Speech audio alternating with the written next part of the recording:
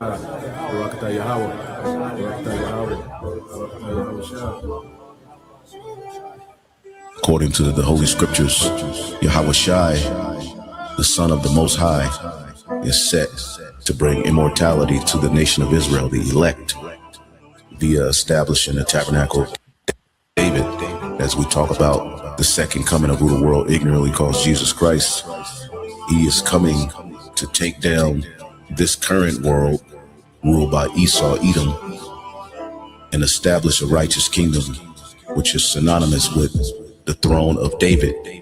That's scriptural, which is a government that's going to run this world in righteousness.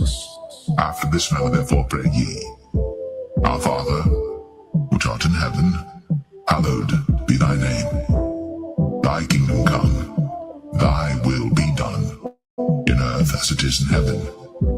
Give us this day our daily bread, and forgive us our debts, as we forgive our debtors.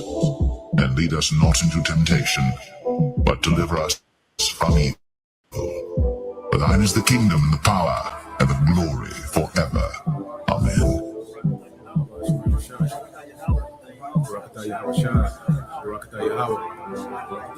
A transfer of rulership is coming, and the kingdom of heaven will be on earth. Righteousness will be spread throughout the whole four corners of the earth. Wickedness will be put down.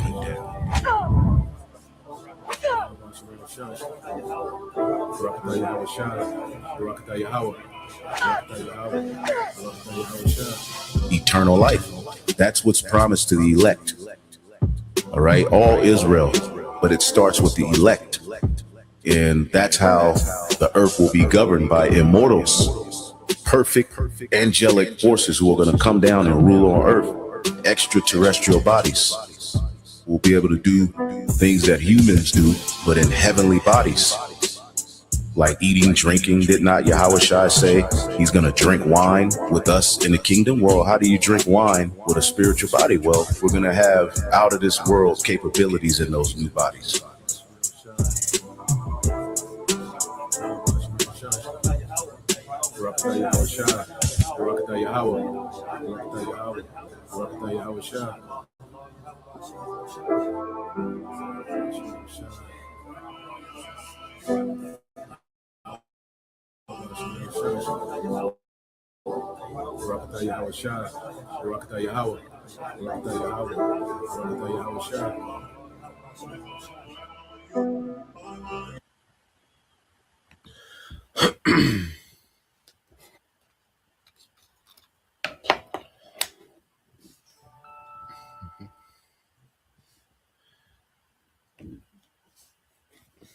All right, Shalom. First and foremost, I would like to give all praise and glory unto Yahweh Bahashem, Yahweh Shah Bahashem, and Kakwadash, and double honors unto the apostles and the elders of GMS who rule well, teach well, being great examples to us younger brothers.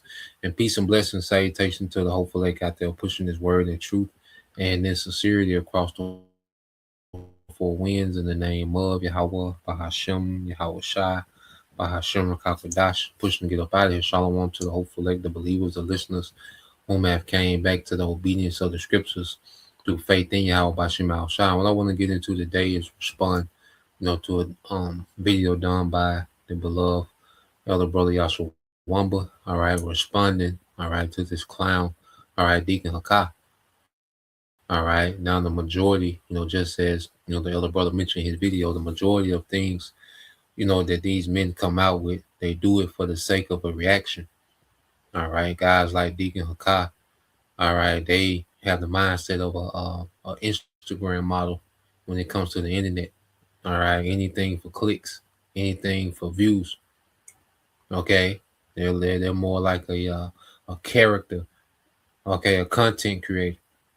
All right, the doctrine, the truth, all this out the window. With these guys, it's about creating content. So majority of things, we ignore, but there's certain things that they say, that we can use, all right, and edify and build up, all right, the true believers. Okay, because he made this post. Okay, I don't know if it's on Instagram or whatever. All right, but he's saying that, we tripping because we're saying that King David is going to have his granny in captivity. Okay. And this statement alone, shows how base, okay, and westernized and slave minded, all right, a guy like Deacon Hakah and anyone that follows him is. Okay. And these men play on sensationalism, okay, to play on the minds, the westernized, emotional, okay, matriarch, all right, minds, okay, of you simpletons that know that you're Israelite, okay, because most of you, you're a product of the matriarch, okay, and you're extremely, you're hyper emotional, okay, you have no, you have no type of ruling class mentality within you, so you hear particular things, okay, and you just go straight emotional. See, the Bible doesn't deal with emotion. The Bible deal with the truth and righteousness, man. Okay, the Bible is a masculine book, okay, meant for men to judge the earth in righteousness, man. Okay, not to be concerned about, all right, the tedious matters and the emotions, okay, of men. All right. So when you go to First Corinthians 2:10, it says, but it was to us, all right, it says, but it was to us, and this is in the NLT. It said, but it was to us that the Most High revealed these things by his Spirit. For his Spirit searches out everything and shows us the Most High's deep secrets. Okay. And these secrets want to reveal, to all men that know that they're Israelites. Okay. The Spirit of Yahweh Bashim al Shai is not upon every man that knows that they're Israelite. Okay. And you can tell by the statements they make.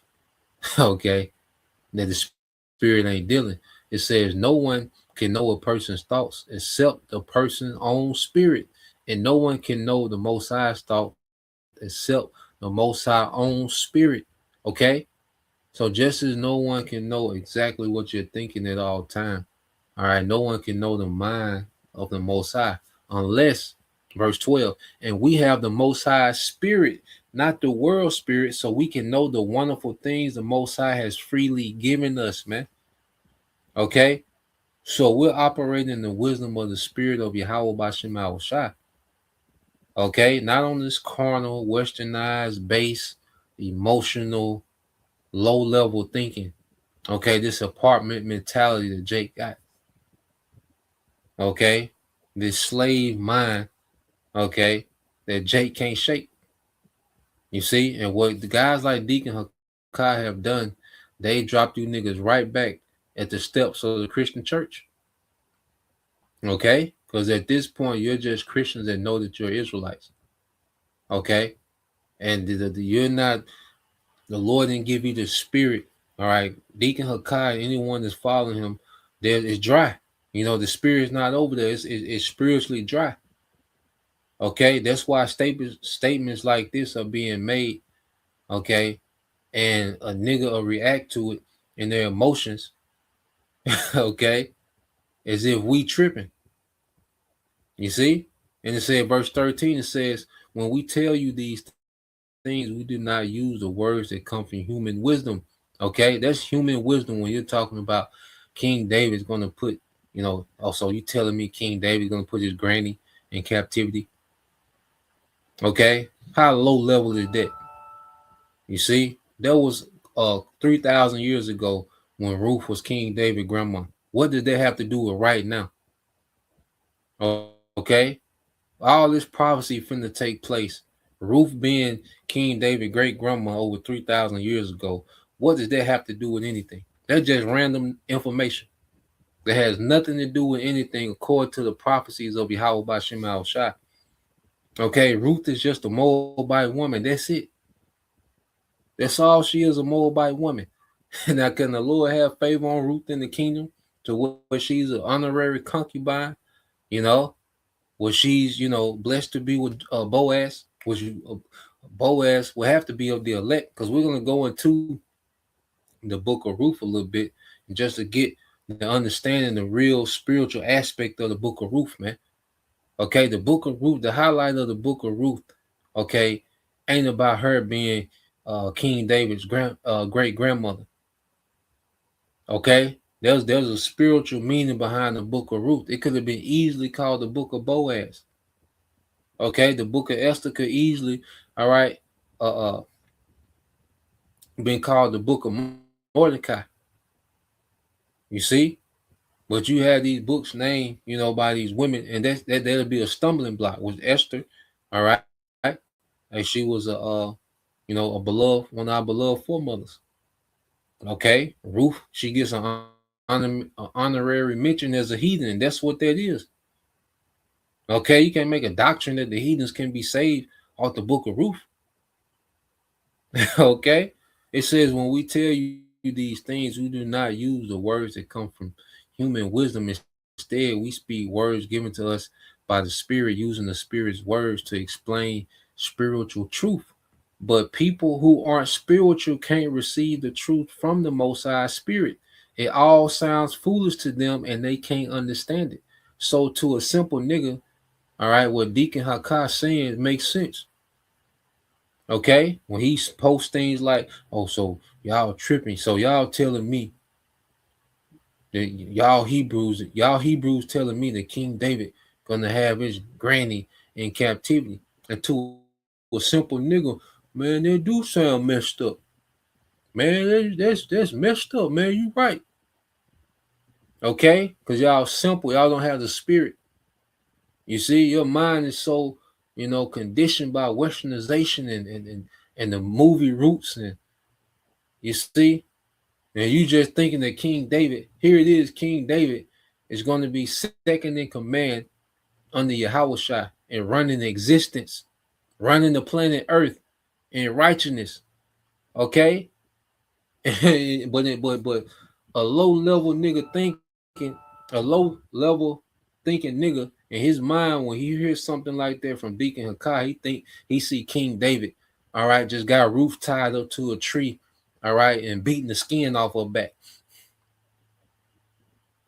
Okay, King David is not going to be on the planet Earth looking for no goddamn Ruth, man. He's going to have far greater things and affairs to attend to and oversee than the whereabouts of a Ruth. Okay, however the Lord, show favor to Ruth in the kingdom as, as a heathen.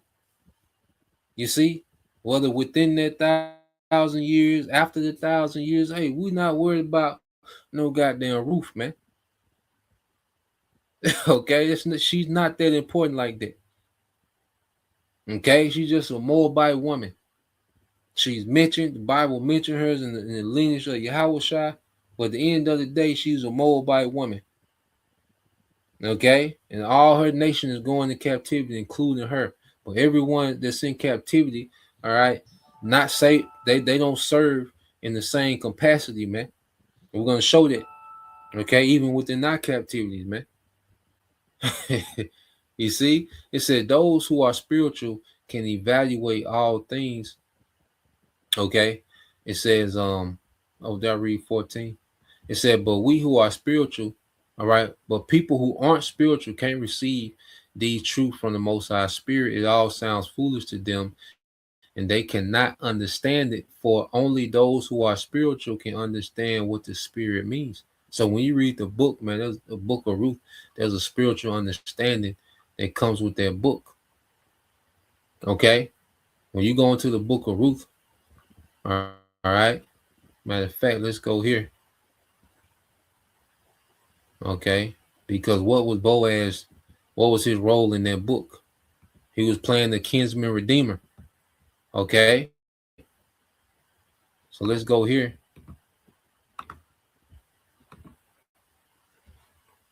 Get this real quick in the chat.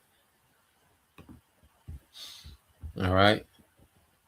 So I just asked, was Boaz playing the part of kinsman redeemer? Does Yahushua play the ultimate kinsman redeemer for the nation of Israel? See, there's a spiritual meaning behind this. It says, yes, Boaz is presented in the scripture as acting in the role of a kinsman redeemer, and many believers understand Yahushua as fulfilling the ultimate and greater reality of their role for Israel. Okay? So ultimately, when you go into Boaz, he was playing the kinsman redeemer, okay, for his fellow tribesmen and was a Judite, okay, and through Boaz, his lineage, it could have been with Ruth, it could have been with any woman on the earth, okay, and she would have been the great grandmother, okay, of King David. You see, it could have been with any woman on the planet Earth, Israelite or non-Israelite woman, and she would have been the great grandmother of David for this time, man. But that was for that time. Okay, you think Ruth gonna materialize? So a Moabite woman is gonna be the grandmother, the great grandmother of King David in the kingdom. Okay, going back to the point, what does her being the great grandmother of King David have to do with anything? Okay, nothing. All right, the lineage of Yahushua went through Boaz. All right, which he was what the great grandfather of King David. You see, Boaz was the great grandfather of King David. You see, but like I said, you matriarch baby niggas, man. Okay, you just can't see you niggas. See you niggas don't have no ruling class mentality. You don't have no type of kingdom mentality. You don't understand nothing but Western culture and nigga culture, man. Okay, Baptist church culture. Okay, in your mind, you think Hattie Mae gonna be in the kingdom, Big Mama. So you still think that concept of Big Mama gonna be in the kingdom. Okay, frying fish. You see, with that apron. Okay, that's you niggas silly when it comes to thinking of a kingdom, Big Mama and your auntie. All right, with that gold, with that with that short, the Fantasia do. You think that's gonna be in the kingdom, man? Okay, the kingdom is gonna be a patriarch, man. Okay, and if you're in the spirit like the brother went into in the lesson, all right, the 144,000, they're the beginning, okay, of the lineages of Israel, man. Okay, the sons of God, they're the sons of God.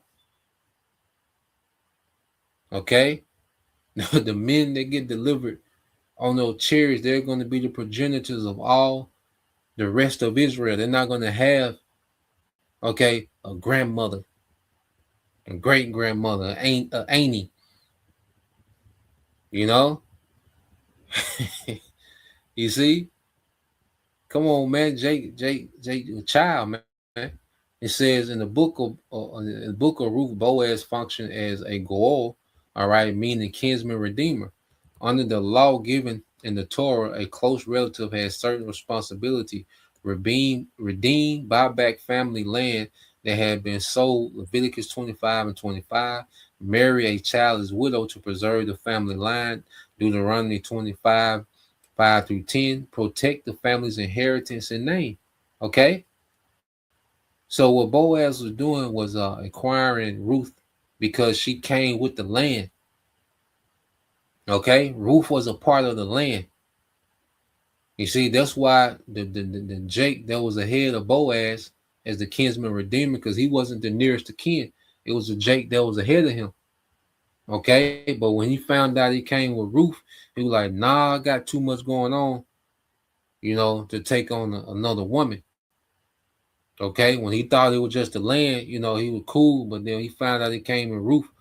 Okay, he was like, nah, I got too much going on that part. All right, showing our forefather wasn't just horny men, just no horny men, just okay. Nah, man. You see, they had moderation. Okay, and it says under the law given in the Torah, a close relative has certain responsibilities: redeem, buy back family land that had been sold. Leviticus 25 and 25, marry a childless widow to preserve the family. In Deuteronomy 25, verses 5 through 10, protect the family's inheritance and name. Okay, so because, all right, what Boaz did, okay, when him and Ruth had Obed, okay, Obed was an heir. okay, to the inheritance, all right, of Eli Malak, Eli Malek, all right, which I think means Allah Malak when you go into it, okay.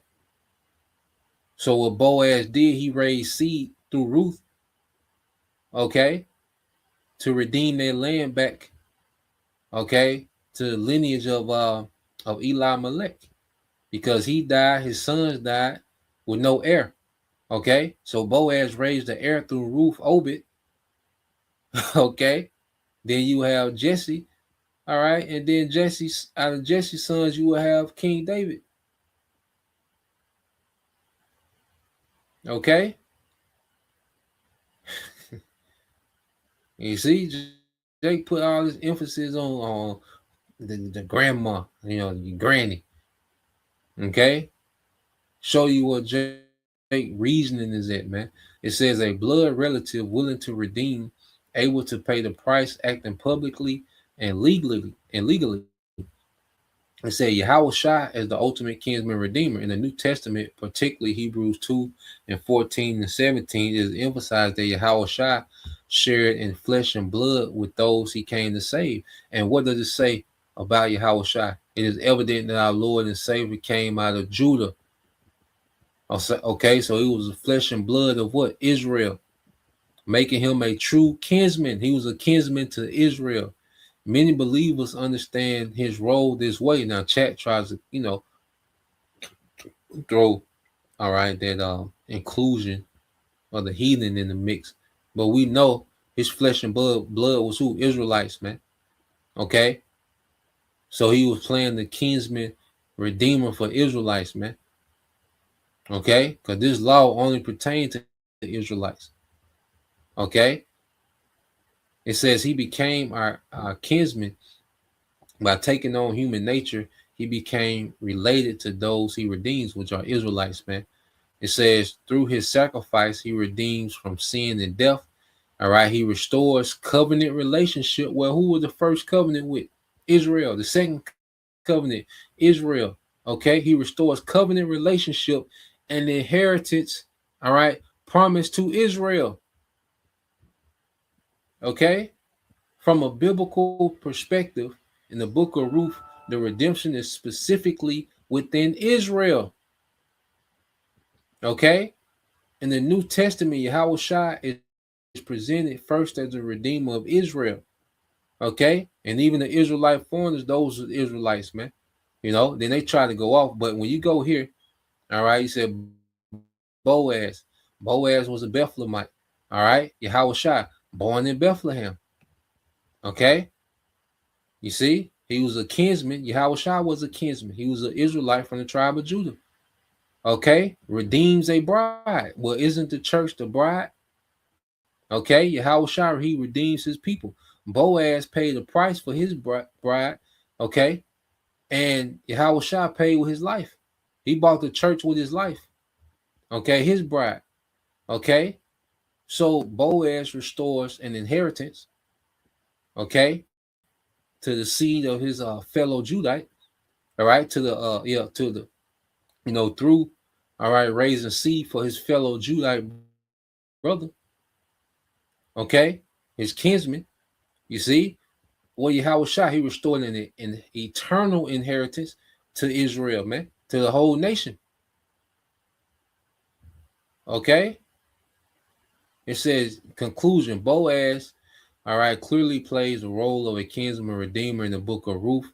Many believers understand Yahweh Shai as the ultimate and greater kinsman redeemer, all right, first for Israel and only for Israel, man.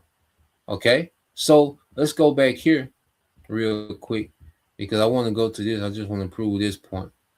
All right, because when you take down, see, we're finna come into rulership of the earth, man. Every slave ain't gonna be tied to a tree just getting beat all day, man. Okay, there's more to captivity than that aspect. So people just think of slavery and they think of how Esau did it. Of course, we want to break these nations up. All right, it's gonna be a rigorous captivity, man. Okay, but the day-to-day function is gonna be different from different slaves. Okay. When you go here, let's get this real quick. When we went in captivity, and there's plenty of examples, Joseph, all right, Nehemiah, okay, Tobit, okay, these men were in king's courts, but they was still of the captivity. So when you go here to the book of Daniel, let's get Daniel 1. All right, let's get the book of Daniel, chapter 1. Okay, in verse 1, it said, during the third year of King Jehoiakim's reign in Judah, King Nebuchadnezzar of Babylon came to Jerusalem and besieged it. The Lord gave him victory over King Joachim and Judah and permitted him to take some of the sacred objects from the temple of the Most High. So Nebuchadnezzar took them back to the land of Babylonia and placed them in the treasure houses of his God. Okay, so the Lord allowed us to be completely conquered, okay, by the heathen, man, by these Babylonians. Okay, because the Lord was pissed with us, man, because and this is when Jake was into that Baal worship. Okay, when you go into the history, man, Jake really tapped into Baal, man. You know, it says the king ordered Ashpenaz, his chief of staff, all right, to bring to the palace some of the young men of Judah's royal family and other noble families who had been brought to Babylon as captives. Select only healthy and good looking young men, he said, make sure they are well versed in every branch of learning, all right, are gifted with knowledge and good judgment, and are suited to serve in the royal palace. Train these young men in the language, okay, and the literature of Babylon. The king assigned them a daily ration of food, of wine from his own kitchens. They were to be trained for 3 years and they will enter into royal service. Okay, so when you take down kingdoms, you would take the leaders and the nobles of these different nations and you would train them up in your way, all right, and set them, okay, as overseers, all right, of their own people. Okay, but they will answer to who? You. Okay, so everybody that goes into captivity, they don't serve in the same capacity, man. Okay, understand rulership, man. Jake has this apartment, low frequency, okay, big mama mentality, man. Okay, you see, niggas think that I say niggas think that Hallie Mae gonna be in the kingdom, okay, with rank over men. Okay, so let's go here. Oh, rest in peace, Hattie Mae. She, whoever, all the Hattie Mays, they gonna come back, as beautiful princesses in the kingdom. All right, and balled out forever, man. Okay, but you niggas is tripping. Now, when you go here, now Daniel was of, that those noble, okay, Judites. All right, those royal Judites that was all right trained up in the Babylonian language. Okay, so they can serve, okay, the king. Okay, now when you go here, okay, let's get this real quick. Get this in the KJV. So when they had the writing on the wall, and none of Belshazzar's, all right, magi's and warlocks, okay, could explain the writing on the wall.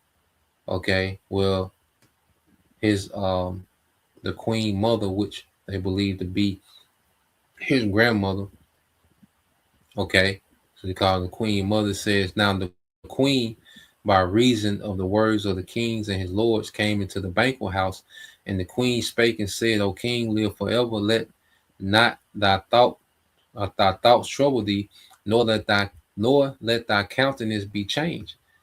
There is a man in thy kingdom in whom is the spirit of the holy gods, and in the days of thy father, light and understanding and wisdom, like the wisdom of the God, was found in him, whom the king Nebuchadnezzar the father, all right, thy father, the king, I say, thy father made master of the magicians and astrologers, Chaldeans and soothsayers. So could David had rank then? Okay, David was amongst the palace then.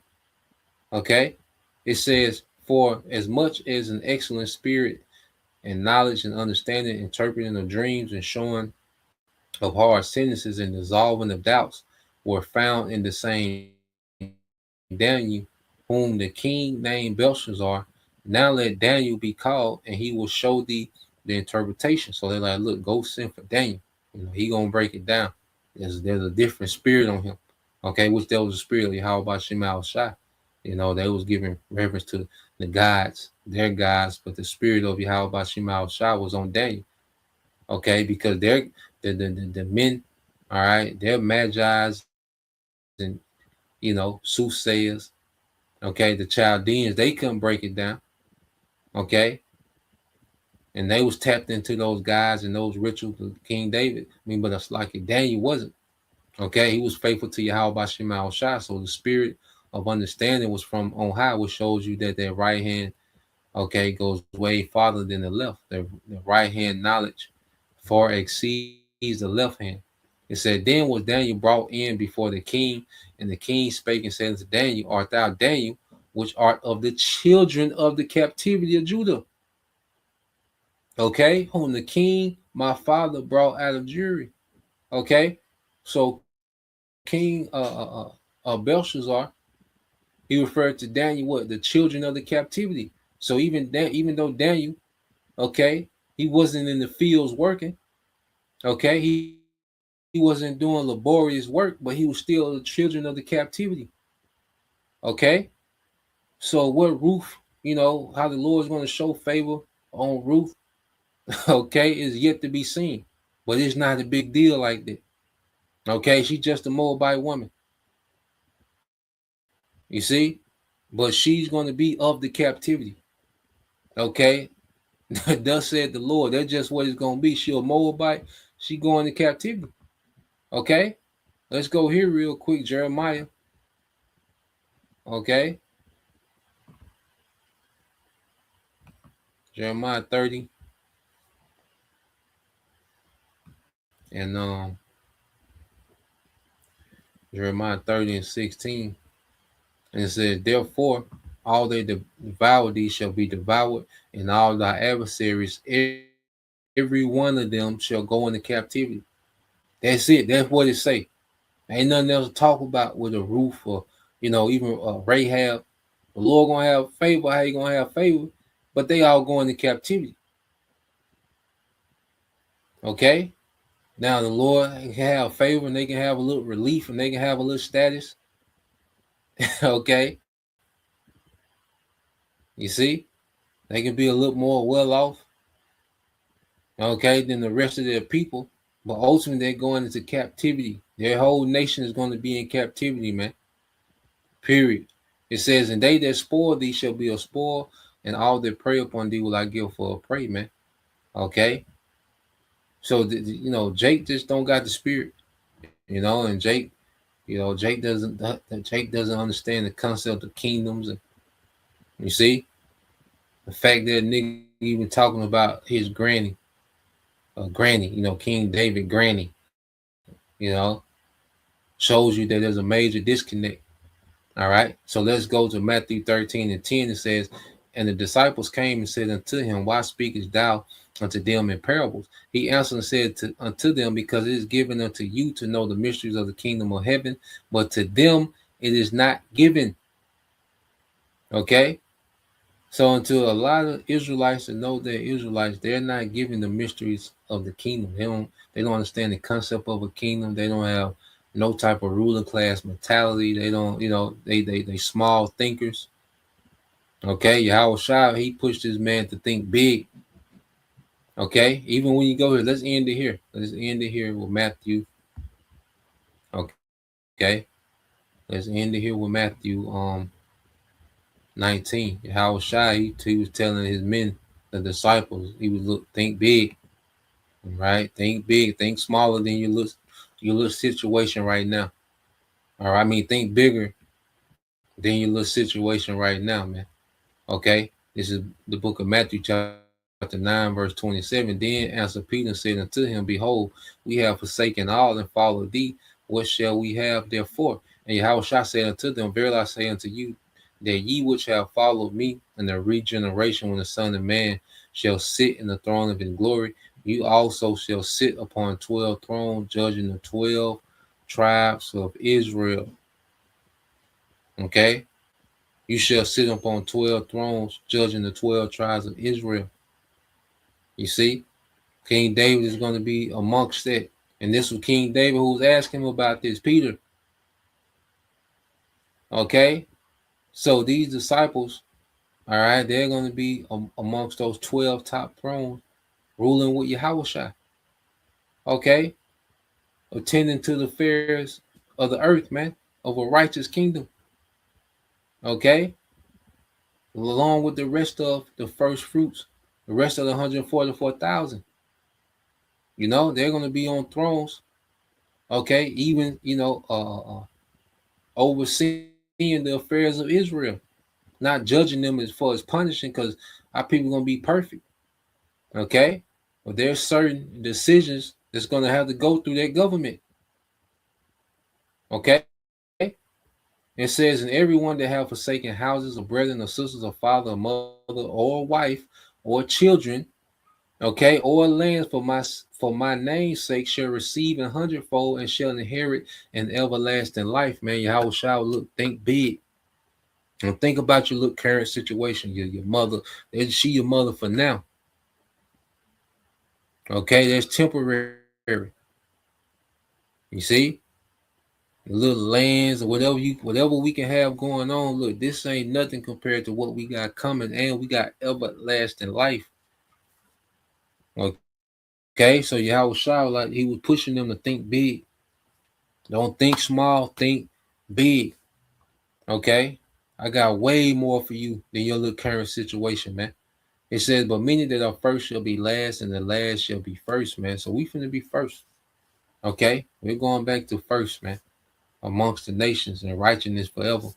Okay, so that's the point. Just wanted to get into that. Lord will, you brothers, all right, and you sisters, edify once again. I want to give all praise and glory unto Yahweh, Bahashem, Yahushua, Bahashem, Kakadash, and double honors unto the apostles and the elders of GMS who rule well, teach well, being great examples towards younger brothers.